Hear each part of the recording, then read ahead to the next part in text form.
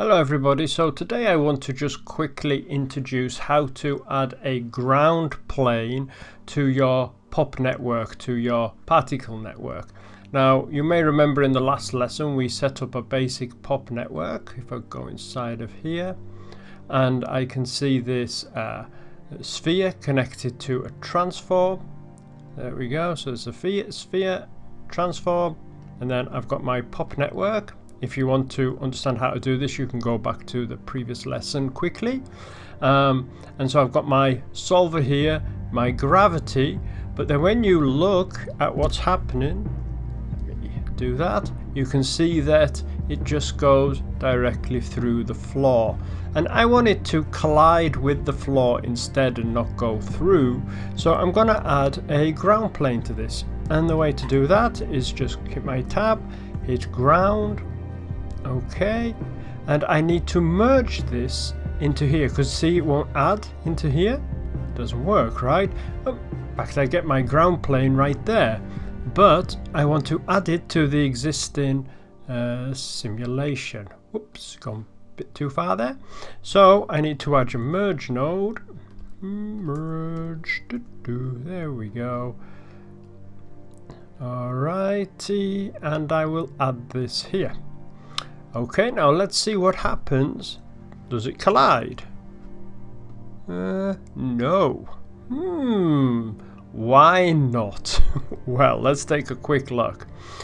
The reason is if I go into my merge node, I have something here that says effector relationship.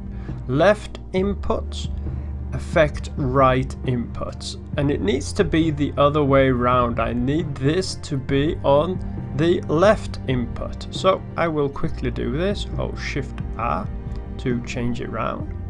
Now I've got this in the left input, and let's see what happens. And now it collides, and you can see that it's just kind of bouncing up. It's a bit boring, but that's now colliding with the ground, which is what we wanted. I just want to quickly show you something else in this node though. Let's say, for example, I have this over here. I want to make it look neat, so I've got this here, and now I've got this going through the floor again. Is there another way that I can do it without switching these around in the merge node? And the way to do it is if I look at this effector relationship, which we've just had a look at, and I click on this, I've also got a one mutual, which means that it doesn't have one side affecting the other side only. Now it all affects each other, and this is very common. You know, you do this all the time. In fact, I don't know why this isn't set as the default. There might be a reason, somebody can tell me, but I'm really not sure why. Anyway, now when I start my simulation, there we go. Now it is no longer going through the ground. Okay, so that's very straightforward. In the next lesson, I want to quickly go over a few things for the timeline. Other than that, you guys have a super day. All right, bye-bye.